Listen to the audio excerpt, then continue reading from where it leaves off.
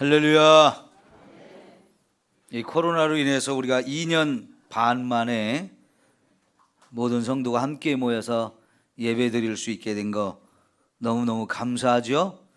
이제 우리 하나님 앞에 감사와 영광의 박수를 한번 올려드립시다.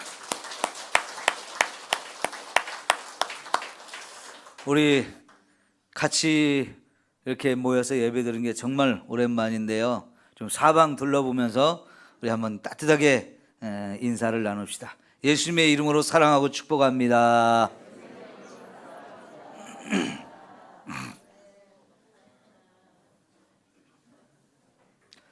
코로나가 세력이 이제 많이 약해졌고요.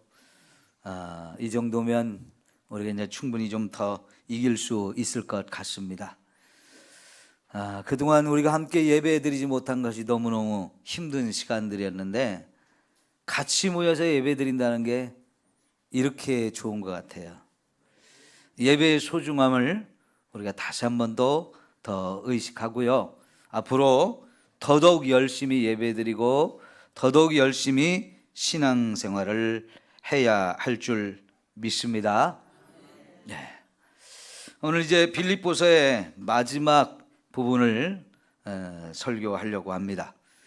사실은 지난주에 저녁 예배 때 이 부분을 한번 설교를 했습니다마는 이 부분이 너무 귀한 말씀이기 때문에 오늘 한 번 더 말씀을 나누려고 하는데요. 오늘 이 부분을 가만히 읽어보면 빌립보 교회가 얼마나 멋지고 아름다운 교회인가 하는 게 충분히 느껴질 수 있어요. 바울이 정말 자랑스러워서 이 빌립보 교회가 너무 자랑스러워서 정말 감격한 마음을 가지고 마무리를 하면서 특별히 끝에 뭐라고 그랬습니까? 나의 하나님이 그리스도 예수 안에서 영광 가운데 그 풍성한 대로 너희 모든 쓸 것을 채우시리라. 여러분, 이것은 이 빌립보 교회를 향한 사도 바울의 축복이기도 하고 하나님이 이런 은혜를 주실 것을 바라보게 하는 굉장히 소망이 담긴 그런 말씀인데요. 오늘 저와 여러분 우리 삼성교회도 이 빌립보 교회와 같은 교회가 되었으면 좋겠어요. 그래서 우리가 스스로 생각해도 우리 교회는 정말 하나님의 은혜가 있는 교회, 하나님의 축복이 넘쳐나는 교회, 정말 교회다운 교회, 자랑하고 싶은 이런 교회가 되어지기를 소망합니다. 오늘 이야기는 대체적으로 물질에 관한 이야기를 하고 있어요. 빌립보서를 마지막으로 마무리하면서 물질에 대한 이야기를 하고 있는데요. 성경에는 우리 물질에 관한 이야기가 정말 많습니다. 왜 그럴까요?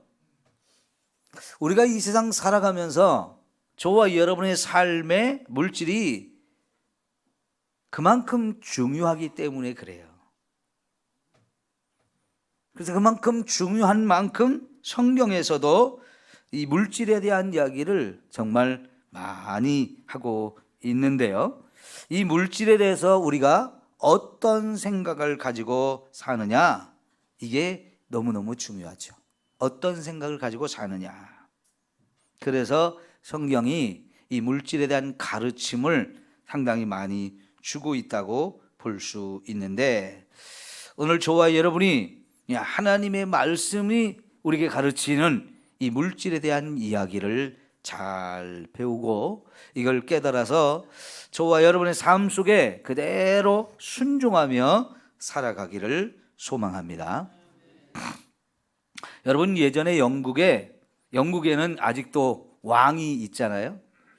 그 왕실에 황태자의 아내로 다이애나라는 여자가 있었어요. 근데 인기가 엄청 좋았어요. 영국 백성들만이 아니라 세계적으로 이 다이애나에 대한 관심들이 상당히 많았는데요. 이 여인이 갑자기 교통사고를 나서 죽었습니다. 그 여인이 죽었을 때요, 유럽을 비롯해서 전 세계 많은 언론이 굉장히 요란하게 이 기사를 많이 다루었어요. 아주 세계적인 톱 뉴스가 되게 만들었죠.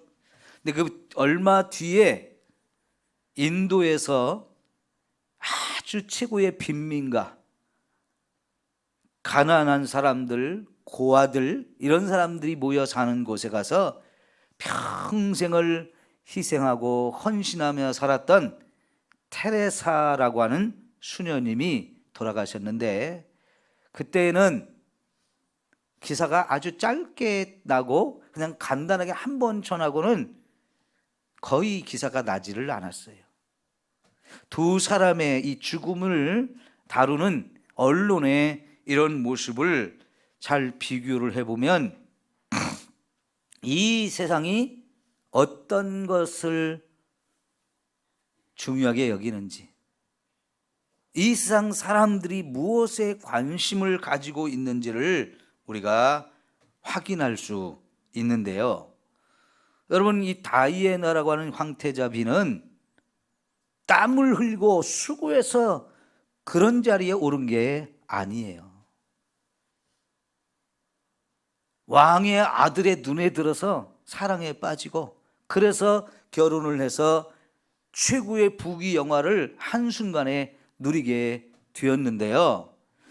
그때는 정말 좋았지만 시간이 얼마 지나지 않아서 자기를 사랑했던 남자가 자꾸 또 다른 여자한테 관심을 갖다 보니까 너무 힘드니까 자기도 다른 남자를 찾았어요.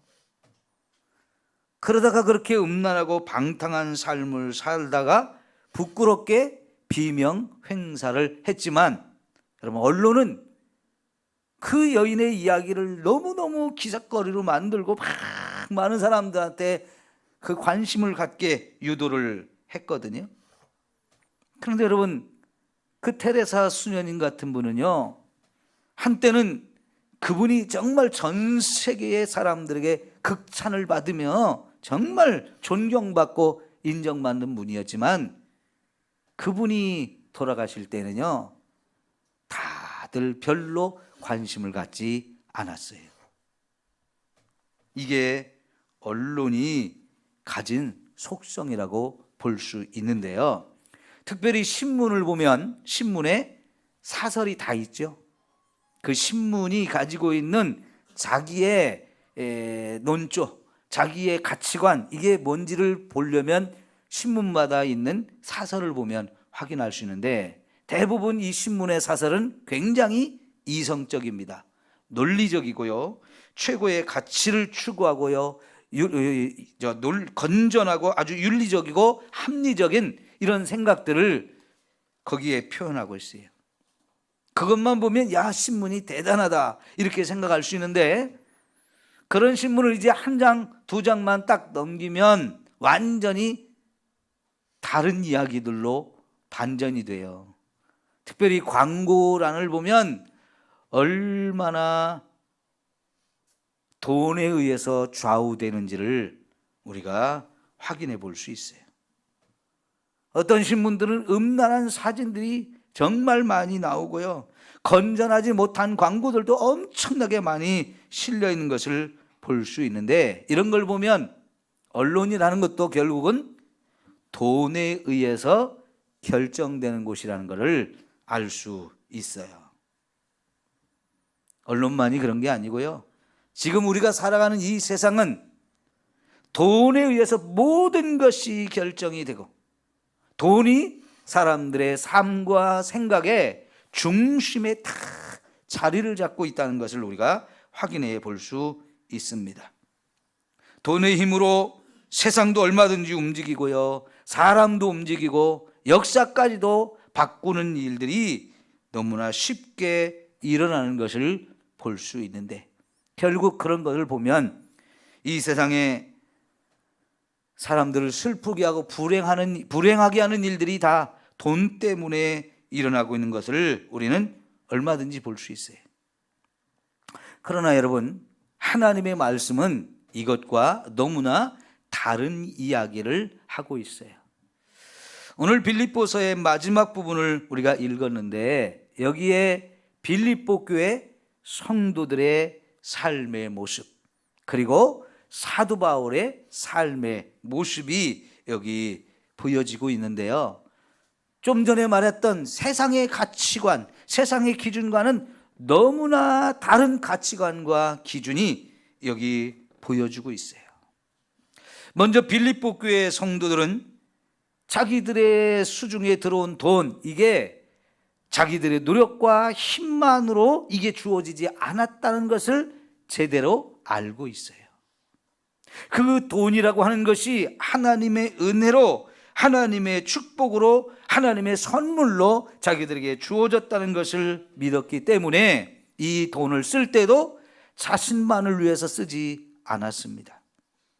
하나님의 교회를 위해서 쓰고, 복음을 위해서 쓰고, 이웃들을 위해서 쓰는 그런 모습들을 볼 수 있는데, 그런 일을 하면서 그들은 굉장히 기뻐했고요, 언제나 자원하는 마음으로 그런 일들을 열심히 한 것을 우리가 확인해 볼 수 있어요. 더불어 여기 사도 바울이 자기가 세상을 어떻게 살고 있는지를 보여주는 이야기가 있는데, 사도 바울은 돈이 없어도 당당했습니다. 비굴해지지 않았습니다. 억울해하거나 불평하지 않았어요.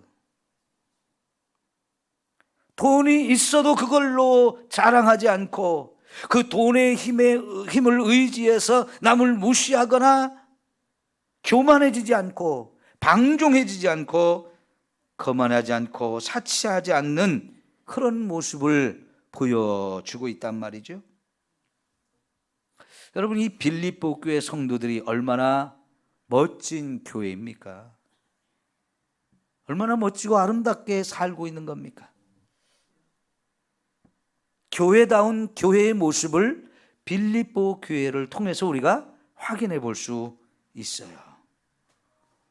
사도 바울이 너무 자랑스러워서, 너무나 좋은 교회이다 보니까 그렇게 축복하고 그렇게 소망을 갖게 해주는 거거든요. 여러분, 우리 삼성교회가 꼭 이런 교회가 되어지기를 소망합니다. 세상과는 너무나 다른 모습들이죠. 그러므로 여러분, 우리 하나님을 믿는 사람들은 돈을 우리의 중심에 두고 사는 사람들이 아니라 하나님과 하나님의 말씀을 우리 중심에 두고 살아야 할 줄 믿습니다. 우리도 분명히 세상 속에 살아요.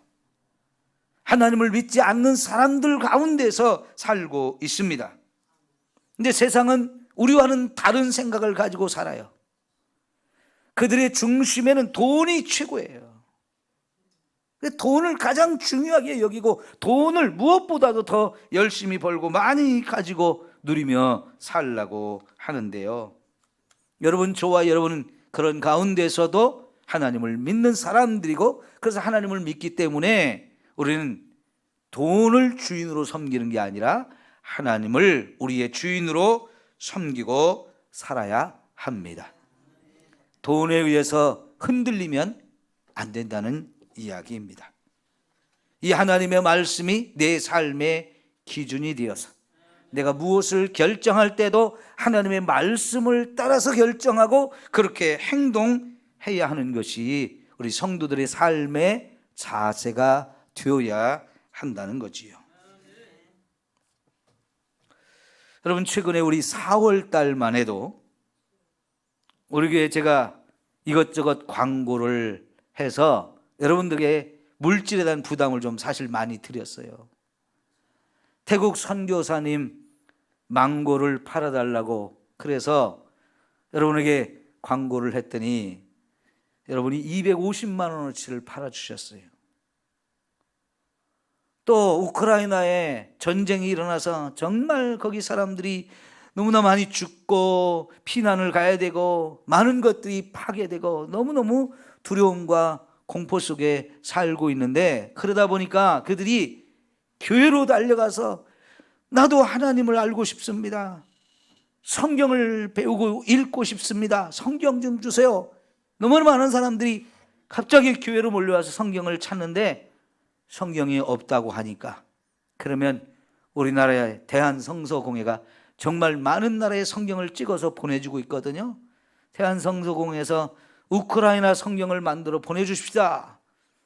그런 기사를 제가 읽고 여러분에게 광고를 드렸더니 짧은 기간이지만 많은 성도들이 참여를 해주셔서 150만 원 이상이 또 모여졌어요. 참 얼마나 감사한지요. 오늘도 이렇게 올라왔습니다만, 이 사랑의 동전 모으기도 사순절 기간에 진행을 했는데 50명 이상의 성도님들이 가득 채워가지고 이렇게 또 내주셨거든요. 이 액수도 상당히 많으리라고 생각이 되어지는데, 이 한 달 동안에 이렇게 저렇게 성도님들이 이렇게 헌금으로 참여한 액수가 상당히 금액이 많아요. 그만큼 여러분들에게 부담을 드렸는데도 불구하고 여러분이 넉넉하지 않고 또 어려운 형편에 있는 분들도 많이 있는 중에 이렇게 많은 분들이 참여하셨다는 거, 참 얼마나 여러분들이 말씀 중심으로 사랑을 가지고 살려고 했는지를 충분히 느낄 수 있는 귀하고 아름다운 모습이라고 생각합니다. 믿음이 아니면 어떻게 이런 일을 할 수 있었을까요? 세상은 돈을 그렇게 중요하게 여기는데 사실 저와 여러분에게도 돈은 너무너무 중요해요. 그럼에도 불구하고 이거를 사랑의 마음을 가지고 필요한 사람들에게 나누어 주려고 이렇게 성도님들이 동참했다는 것은 너무너무 아름다운 일인 거지요. 여러분, 출애굽기를 읽어보면 6월절 절기가 있다 처음 만들어지던 날 애굽 전역에 죽음의 천사들이 와가지고 집집마다 들어가서 장자들을 다 죽였어요, 한밤중에. 그래서 이 애굽의 정말 온 땅에 통곡 소리가 막 울려 퍼지는 가운데 드디어 430년 동안 이 땅에서 종살이를 했던 이스라엘 백성들이 해방이 되고 그날 밤에 탈출을 하게 됩니다. 그런데 하나님이요, 탈출하기 전에 이스라엘 백성들에게 선물을 주시는데 뭐냐면요, 430년 엄청나게 종살이를 하면서 대접 하나 못 받았잖아요. 시달리게만 했잖아요. 하나님이 떠나기 전에 이스라엘 백성들로 하여금 주변에 있는 애굽 백성들에게 가서 그들이 가지고 있는 값진 보석이나 귀한 물질들 원하는 대로 다 달라고 하게 했어요. 그랬더니요, 이제 애굽의 백성들이 이스라엘 백성들을 두려워해서 달라고 하는 대로 다 주었어요. 그래서 엄청난 재물들을 막 이렇게 가득 준비해가지고 이렇게 애굽을 탈출했는데, 사실 이스라엘 백성들이 그거를 그렇게 막 잔뜩 손에 들고 나오면서 하나님이 이걸 왜 주셨지 잘 깨닫지를 못했어요. 그리고 이들이 광야로 나와서 처음 이 물질을 쓴 곳이 어디에 썼는가 한번 생각해 보세요. 이 물질을 어디에 썼죠? 금송아지를 만드는 데 썼어요. 시내산 밑에서 하나님을 거역하고 하나님을 배반하면서 그 하나님 대신에 금송아지를 만들어 놓고, 이게 우리 하나님이다, 이 금송아지가 우리를 애굽에서 인도한 신이다 하면서 그 신을 만드는데, 여러분, 자기들이 가진 그 엄청난 금을 모아서 송아지를 만들었다고 했을 때 몇백만 명이 볼 수 있을 정도의 크기로 만들었을 것 같아요. 그래 놓고는 거기서 그날 밤 얼마나 기가 막힌 축제를 벌였습니까? 막 좋아가지고 막 축제를 벌였는데요, 그들이 하나님이 주신 물질을 처음 사용한 것이 바로 하나님을 거역하고 배반하고 우상을 만드는데 썼단 말이죠. 그때 하나님이 어떻게 했어요? 너무나 진노하셔가지고 이들을 다 진멸시키겠다고, 완전히 민족 전체를 죽이겠다고 했어요. 하나님이 구원한 백성인데. 뭐 때문에요? 하나님이 주신 물질을 잘못 사용했기 때문에요. 진짜 민족 전체가 광야에서 한순간에 다 죽음을 당할 위기에 처해 있는데요. 그나마 모세가 하나님의 생명책에서 내 이름을 지어주실지언정 이 백성을 좀 살려주십시오 라고 자기 목숨을 걸고 간절하게 기도해서 하나님 그들의 죄를 용서하고 살려주셨기 망정이죠. 안 그랬으면 그들 다 거기서 그날 다 전멸당할 뻔했어요. 그리고는 하나님이 그 금송아지 이걸 완전히 다 부서뜨려 가지고 가루로 만들어서 물에 타가지고 이스라엘 백성들 다 마시라고 그랬어요. 그리고 남은 가루는 다 바람에 날려버리라고 그랬어요. 이 두 가지, 가루로 만들어서 물에 타서 마시고 남은 것은 다 바람에 날리라고 하는, 이게 굉장히 의미가 있는 행동인데요. 그들의 죄에 대한 대가를 스스로 마시게 하는 거예요. 하나님이 주신 물질을 너무나 허황되게, 너무나 잘못되게 사용한 그 결과를 자기들 스스로 마시게 하는 거죠. 그리고 남은 것도요, 그까짓 아무리 귀한 금이라 할지라도 바람에 날리면 한순간에 다 사라지는 것에 불과하다는 거지요. 이게 물질인 거예요.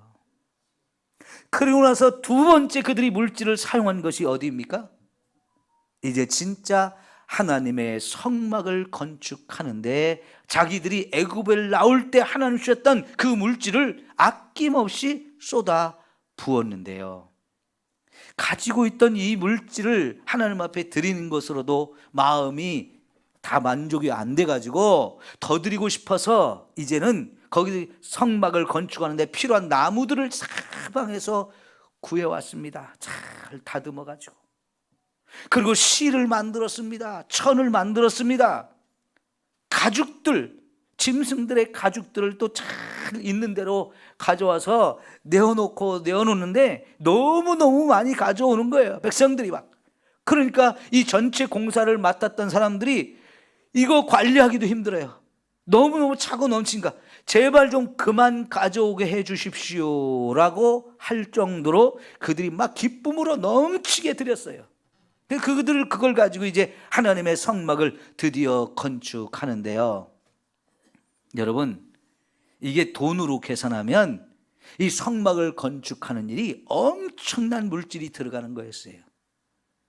지금도 그것을 그 정도, 그 똑같은 규모로 똑같은 재료로 이 성막을 건축하라고 하면 웬만한 나라에 1년 예산을 다 쏟아 부어도 모자랄 정도의 어마어마한 물질이 거기 들어간 겁니다.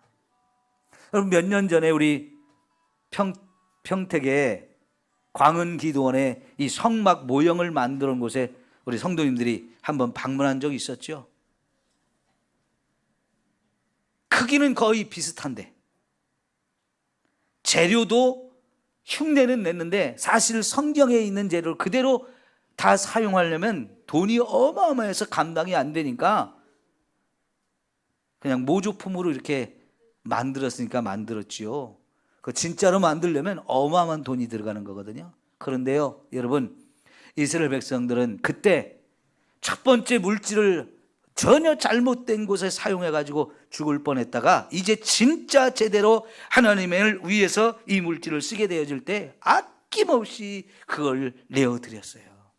그래서 하나님의 성막이 건축되어졌을 때 하나님이 뭐라고 말씀합니까? 이곳이 내가 거할 집으로 삼겠다. 하나님은 온 세상을 창조하신 분이기 때문에 온 세상을 다스리신 분이고 주인이시지만 그 하나님께서 특별히 사람의 손에 의해서 세상에 있는 물질로 만들어 놓은 이 조그만 성막 안에 하나님이 오셔서 그곳을 하나님의 집으로 삼겠다고 하셨어요.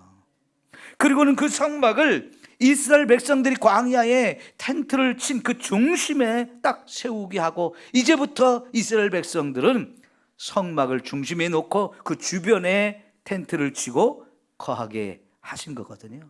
그리고는 이제 하나님이 거기 거하시면서 친히 이 백성을 자기 백성으로 삼고 거기서 자기 백성을 다스리는 이런 놀라운 은혜를 베풀어 주셨어요. 그리고 이제 이 백성들이 하나님을 만나고 싶으면 언제든지 이 성막으로 와서 하나님을 만날 수 있는 기회를 주신 거예요.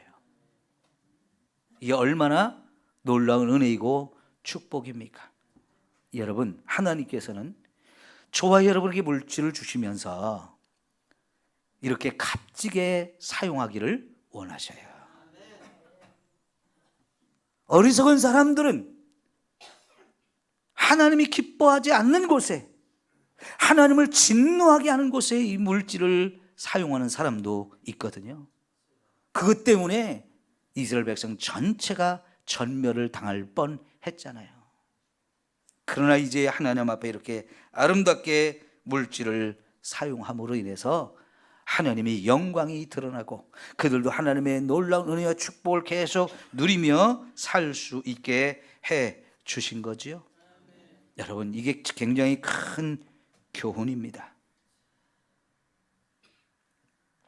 우리가 재물을 어떻게 생각하고 어떻게 사용하느냐에 저와 여러분의 삶이 완전히 달라진다는 것이지요. 예전에 우리 어른들이 자녀들을 가르칠 때요, 야, 공부해서 남 주냐? 공부 열심히 해. 그런 얘기를 많이 하셨어요. 또 비슷한 얘기로 돈 벌어서 남 주냐? 열심히 돈 벌고 열심히 일해. 젊어서 고생은 사서 하는 거야 하면서 막 열심히 살 것을 가르쳤어요.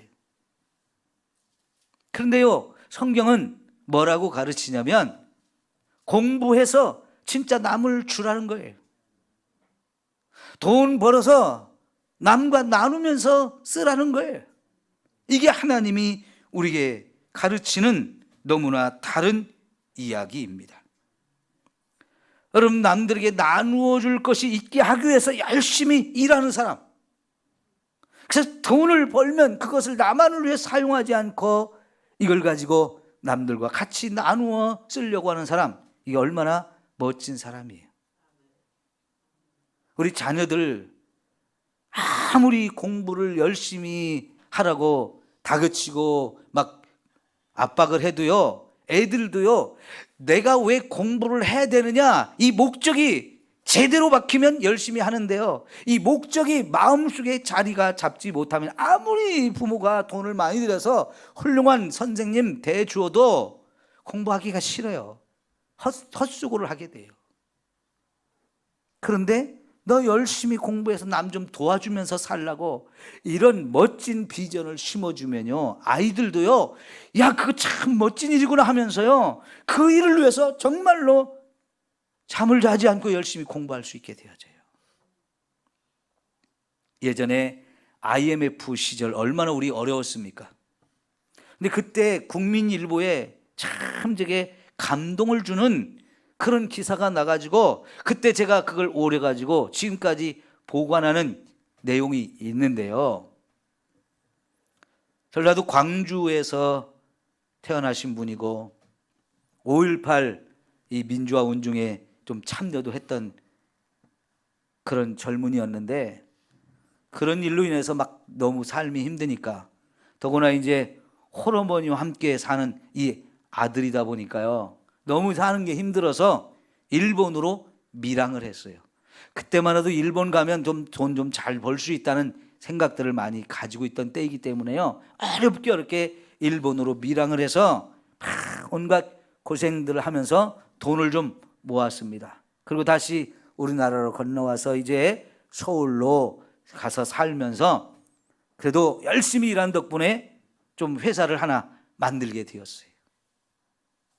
그런데 이분이 마음속에 가지고 있었던 게 뭐냐면, 자기도 못 먹고 못 쓰고 너무너무 가난하고 힘들게 살았던 이 기억이 있었기 때문에 나는 그때 못 먹고 힘들었던 그 기억을 절대로 잊으면 안 되겠다 하는 마음을 가지면서요, 돈을 열심히 벌어서 자꾸 어려운 이웃들을 돕는 일을 하기 시작한 거예요. 얼만큼 이 사람이 열심히 하냐면 자기 회사에 공간을 좀 마련해 가지고 주변에 노숙자들을 매일 밥을 해줘요. 밥을 해줄 때마다 자기도 팔 걷어붙이고 가서 주방에서 일하고, 직원들도 좀 웬만하면 자꾸 원하는 사람들 자꾸 참여하게 해서 매일매일 밥을 해서 수많은 노숙자들을 대접해 주는데, 그 공간도요 아주 깨끗하고 여름에는 시원하게, 겨울은 따뜻하게 막 공간을 참 좋게 만들어 가지고 그렇게 사람들을 막 대접하는 거예요. 그러다 보니까 자기도 회사 운영이 어려운 때가 오기도 했는데, 그래도 이런 일을 쉬지 아니하면서 어버이날, 어린이날, 이 5월 달이 되면 여기저기 양로원이나 고아원 찾아다니면서 그런 부모 없는 아이들이나 참 어려운 그 연로하신 어르신들 잔치도 베풀어 주고요, 용돈도 드리면서 아무리 힘들어도 그 일을 쉬지 않는 거예요. 해마다 몇 번씩 주변에 어르신들을 모아서 격려잔치하고요, IMF가 돼가지고 학생들이 밥을 먹지, 점심을 못 먹는 아이들이 있다고 하니까 그게 너무 마음이 아파가지고 조사를 해서 학교마다 막 몇백 개씩 도시락을 매일매일 보내주는 일을 하고요. 근데 이분은 어떻게 사냐고요? 자기를 위해서는 10,000원짜리 한 장 쓰는 게 아까워가지고 손목시계 하나 없이 산대요. 홀로 계신 이제 늙으신 어머님 모시고, 자기도 결혼해서 부인도 있고 아이들도 있는데 식구가 여러 명인데도 그가 사는 집은 18평 아파트에 산다는 거예요. 그러면서도 자기와 가족을 위해서는 이렇게 돈을 아끼면서 그 이웃의 어려운 사람들을 돕는 일을 너무너무 열심히 하는 거예요. 학생들에서 장학기금을 만들어가지고 자꾸 수많은 아이들에게 장학금을 넣어서 공부할 수 있는 기회를 만들어주고요. 이런 일을 할 수 있었던 것은 자기도 어려운 시절을 겪으면서 고생했던 것을 알기 때문에 나 이거 절대로 잃어버리지 않겠다고. 우리 회사에 다니는 직원들이 다 웬만큼 살만한 집을 마련하기 전까지는 내 집을 18편 이상 늘리지 않겠다고 이러면서 사는 거예요. 그때 제가 그 기사가 너무 감동이 돼가지고 오려는 것이 지금도 보관하고 있어요. 여러분, 세상을 얼마나 멋지고 아름답게 사는 사람입니까? 저와 여러분도 하나님 주신 물질을 하나님이 은혜로 받아서 누리고 사는 사람들 아닙니까? 근데 우리 물질만 하나님부터 받았습니까? 죽을 수밖에 없는 인생을 하나님이 값없이 자기 아들을 희생시켜서 우리를 구원해 주신 엄청난 은혜를 받은 사람들이잖아요. 하나님이 우리에게 주신 은혜는 헤아릴 수 없을 만큼 크고 많습니다. 이런 은혜를 받은 사람들이기 때문에 하나님이 주시는 것들을 나만 간직하고 나만 위해서 하겠다면 이거는 진짜 어리석은 사람이고요, 그건 하나님의 뜻과는 어긋난 모습이에요. 오늘 하나님 앞에서 저와 여러분이 너무나 많은 은혜를 받아 누리고 사는데요, 하나님이 왜 이렇게 나에게 엄청난 은혜를 주시는가, 이걸 생각하면서 좀 나누고 베풀고 살았으면 좋겠습니다. 그게 하나님께서 우리에게 가르치는 말씀이에요. 너희는 이렇게 살아라. 너무너무 중요한 이야기인데 사실은 우리 속에 욕심들이 많기 때문에 이게 쉽지 않아요.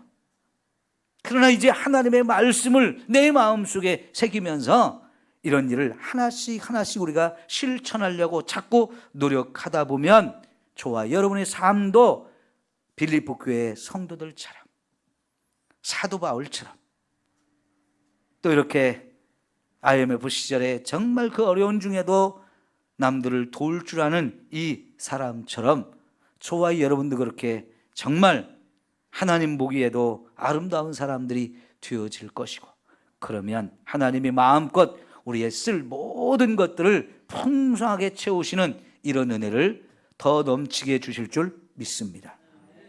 기도합시다. 좋으신 우리 하나님 아버지, 감사합니다. 지금까지 우리가 살아온 것이 다 하나님의 은혜임을 고백합니다. 그래서 우리 욕심 부리지 않게 하시고 나도 베풀고 나누고 섬기며 살게 하여 주옵소서. 빌립보 교회가 우리 삼성교회의 아름다운 모델이 되고 사도 바울이 오늘 우리의 아름다운 모델이 되었으면 좋겠습니다. 그래서 우리 하나님이 정말 나의 하나님이 되어서 나의 삶에 필요한 모든 것들을 풍성하게 채우시는 이런 은혜를 매일매일 누리게 하시고 그래서 더 많이 베풀고 더 많이 나누는 우리 교회와 성도들이 되게 하여 주옵소서. 예수님의 이름으로 기도하옵나이다. 아멘. 우리 찬